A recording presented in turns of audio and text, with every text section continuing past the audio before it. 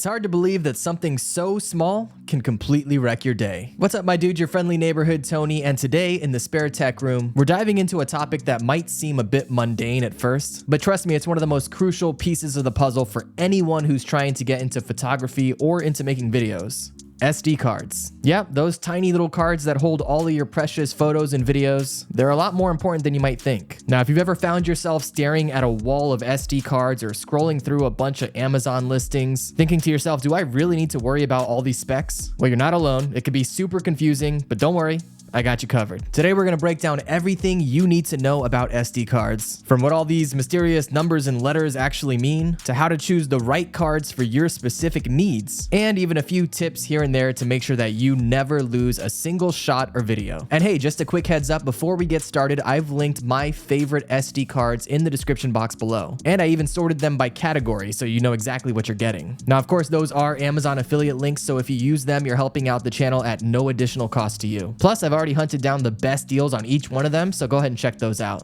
Oh, and if you want to know how to take all of this info off your SD card onto your computer as fast as possible, stick around to the end of the video. I'll point you towards another video I made about the fastest budget SD card reader out there, so you don't want to miss that. Okay, so why should you even care about SD cards? Aren't they all the same? Well, not quite. Picking the right SD card for you can make all the difference in having smooth and reliable performance and a frustrating day of missed shots and lost data. It could be like having a souped up sports car, but with the wrong tires. You're just not going to get the performance you need. Let's start with the basics. SD cards, or secure digital cards if you want to get fancy, come in all different shapes and sizes, literally. But for most of us using modern cameras, you're probably dealing with SDHC cards, secure digital high capacity, or SDXC cards, secure digital extended capacity. The main difference between those two is how much they can store. SDHC cards are way smaller. They top out at about 32 gigs, but SDXC cards can go all the way up to, I think, 2 terabytes. So if you're shooting a lot of high resolution video or a bunch of raw photos, you're gonna wanna lean towards the SDXC cards for all that extra space. All right, now let's talk about speed, because not all SD cards are created equal in that department. You've probably seen a bunch of different numbers and symbols on these cards: class 10, UHS-1, UHS-2, V30, V60, V90, and you're probably wondering,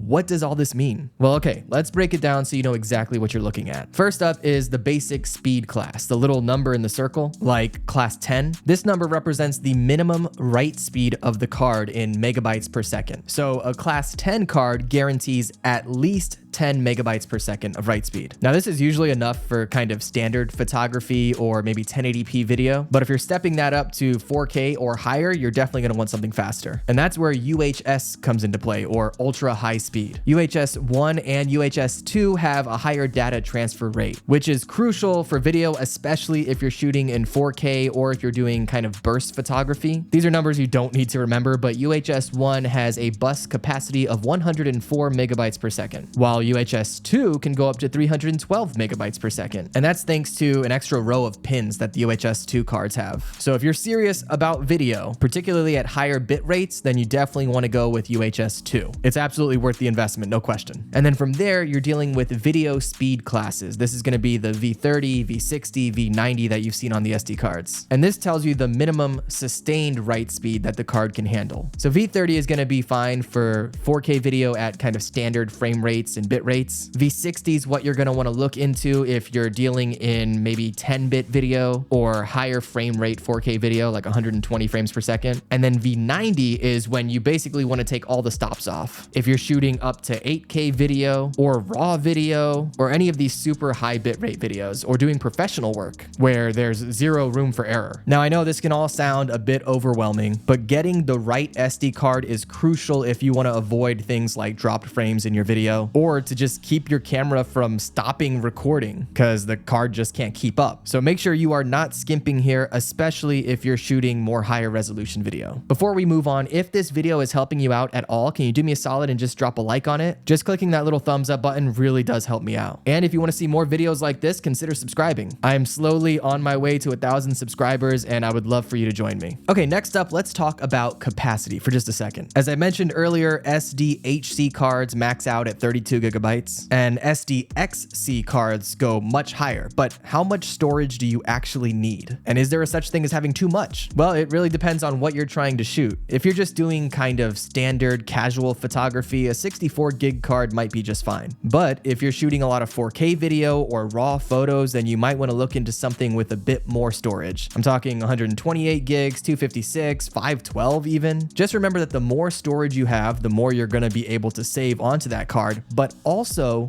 the higher risk if you lose or damage the card. You're gonna be way more upset if you spend a bunch of money on a 512 gigabyte card and lose it or damage it. So that's why I recommend having just a few smaller cards instead of just one giant one. It's kind of like insurance. For me, I usually stick with a couple of 128 gig cards for that exact reason. And speaking of insurance, let's talk about reliability. Not all SD cards are built the same. Some of them are built to withstand extreme temperatures, water, even X-rays.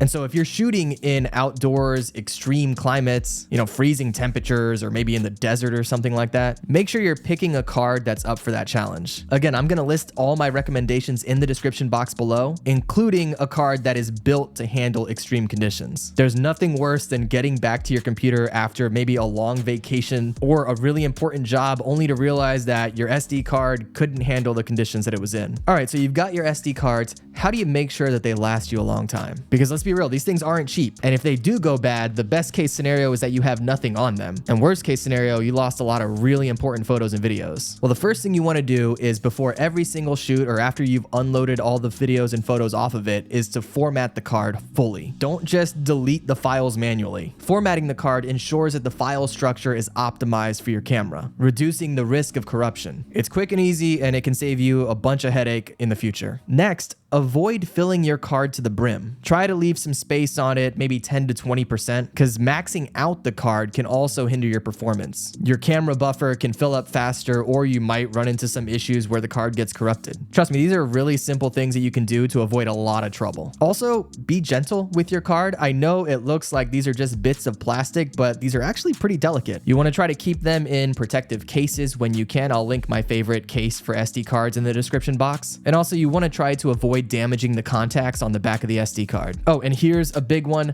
Make sure you are backing up your data regularly. Don't leave all of your precious photos and videos on the SD card for too long. Offload them onto your computer as soon as you can, or better yet, get some external hard drive so that you can store it separately. It's better to have multiple backups than to risk losing everything by one simple accident. Okay, so now that you've armed yourself with some knowledge, let's talk about actually buying SD cards. There are a ton of brands out there. Some you've probably heard of, like SanDisk or maybe even Lexar. Kingston, Sony makes SD cards. Then there's a bunch of brands you've probably never heard of. My advice: stick with the reputable brands, especially ones that have good reviews. When it comes to SD cards, you really do get what you pay for. So as tempting as it may be, don't just go with the cheapest option. And as I mentioned before, I've done all the hard work for you. I've linked my top SD cards in the description box below. These are cards that I personally trust and use regularly, and I found the best deals on them, so definitely check that out. Remember, using those affiliate links doesn't cost you anything extra, and it really helps out the channel, so I appreciate it. Oh, and speaking of good deals, definitely keep an eye out for sales, specifically Black Friday, Cyber Monday, or even just random Amazon deals. A lot of times you can find the prices of these SD cards drop tremendously when there's sales. So if you see a good deal on a card that you think fits your needs, don't hesitate, just snag it. And as I promised earlier, if you're looking for the best budget way to get all of your stuff off of the SD card and onto your computer, I'm gonna link to that video right over here. You can jump on into that one next. I'm not kidding, the SD card that I talk about in this video is way faster than any of the other ones I used, and it's cheaper than most of them. And of course, if you have any questions or if there's a specific SD card that you're curious about and you want me to test out for you, let me know in the comments below. I love hearing from you, and I'm always here to help you make better tech choices. So